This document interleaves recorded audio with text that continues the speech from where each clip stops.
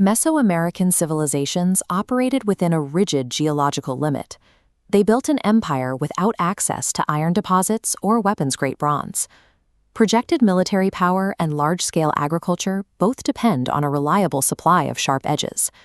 To bypass the lack of metal, the Aztec state utilized a highly workable volcanic glass, obsidian.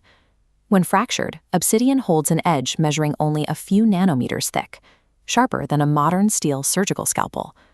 Most of the empire's high-quality green obsidian originated from a single mountain range, the Sierra de las Navajas. This specific deposit functioned as a massive, heavily guarded energy reserve. By holding absolute control over this single point of origin, the Aztec state secured a monopoly on the region's most critical resource. These geometric foundations of the Templo Mayor in Tenochtitlan served as the anchor for a massive imperial bureaucracy. Imperial expansion was a state-run industrial operation coordinated with the precision of a centralized government.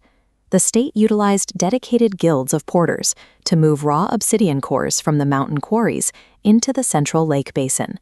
Records of standardized tribute items like these show how the central state systematically collected and hoarded raw material.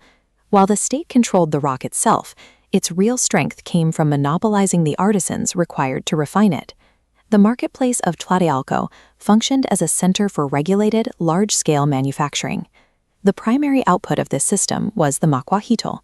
Construction began with a wooden paddle, milled with uniform grooves along its outer edges. Workers filled these grooves with hot bitumen, a natural tar used as an industrial adhesive. The production of the glass itself was restricted to specialized artisan guilds. They used a technique called pressure flaking, a repeatable, mathematical process for harvesting glass. By applying pressure to these vertical, grooved obsidian cores, artisans could snap off long, narrow blades. This method yielded standardized horizontal, prismatic blades with perfectly straight, razor-sharp edges. These 3-centimeter blades were designed to slide directly into the bitumen-lined grooves of the wooden paddle. This standardization allowed for mass production, turning raw volcanic glass into a reliable instrument of state power. The Aztec military required tens of thousands of these weapons to equip its standing forces. State administrators monitored and taxed every step of this manufacturing process to ensure the army remained supplied. This manuscript illustrates the deployment of state-issued weapons to the organized ranks of the warrior classes. The government had to manage the logistics of moving finished armaments from central armories to the edge of the empire.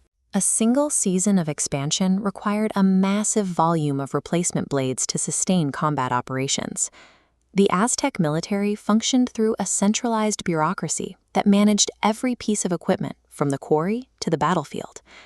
In combat, the macuahuitl was lethal enough to decapitate a horse in a single strike, as noted in Spanish accounts. But when these blades strike a dense surface like bone or armor, they shatter. This is the central engineering flaw. Prismatic obsidian is inherently brittle. Upon impact, the thin glass edges chip, dull, and break away. Unlike European steel, which remains intact through repeated use, the macuahuitl effectively consumes itself during a fight. This material fragility created a specific logistical reality. An army is only as dangerous as its last shipment of glass. For the Aztec state, this created a built-in lever of control, turning a material weakness into a mechanism for political leverage over its allies.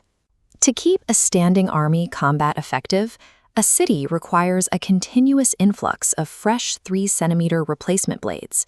Shipments of manufactured obsidian radiated outward from Tenochtitlan to every subjugated city in the region. The state could respond to a rebellion simply by cutting off the supply of replacement blades. This immediately crippled the military capacity of the rebellious city. Without access to the centralized guilds at Tlatelolco, the rebels had no way to replace their shattered glass. Within weeks of active combat, their fearsome weapons would be reduced to useless wooden clubs. By concentrating both the quarries and the skilled artisans in the heart of the empire, the state ensured that every surrounding city remained tied to its supply lines.